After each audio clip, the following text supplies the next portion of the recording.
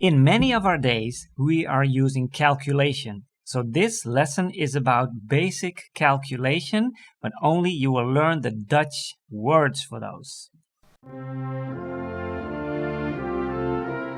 Hallo lieve vrienden. So calculation in Dutch is rekenen.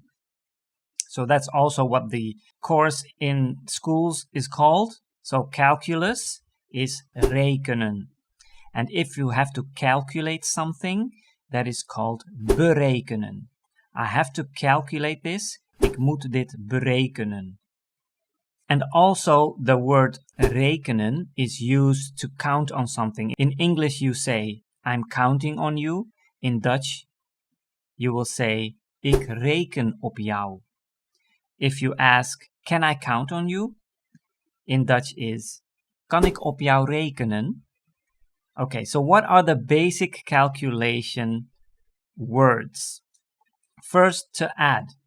1 plus 1 in Dutch is 1 plus 1. And that is what we call optellen. That's adding, right? Subtracting, 1 minus 1, we use the shorter word. In English it's minus. In Dutch we say min. 1 min 1. This type of calculation we call aftrekken. Then dividing. 1 divided by 1, we call that 1 gedeeld door 1.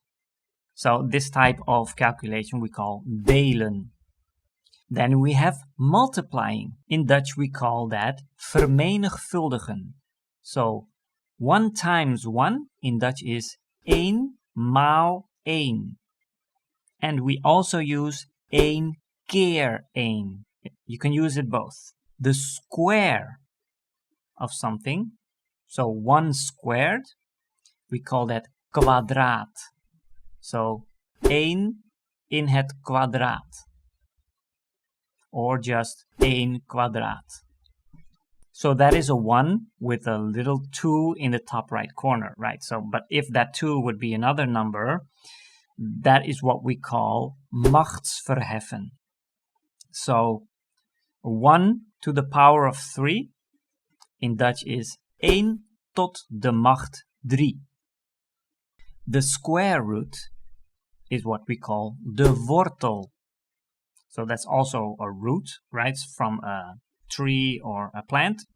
In Dutch that's the same word, wortel. It's also a vegetable. So the square root of 1, we call that de wortel van 1. The brackets we call haakjes. Right, so I've explained to you in earlier lessons that we often use the diminished word. So the non-diminished word is haak, but we never say haken. We always say haakjes. So if it's between brackets, we say het is tussen haakjes. And finally, the equal symbol is what we call in Dutch is or is gelijk aan. So if this content is valuable to you and of use to you, please give it a like and subscribe to my channel so you won't miss a lesson in the future. If you have something to add or to ask, please leave a comment below and I'll see you in the next lesson.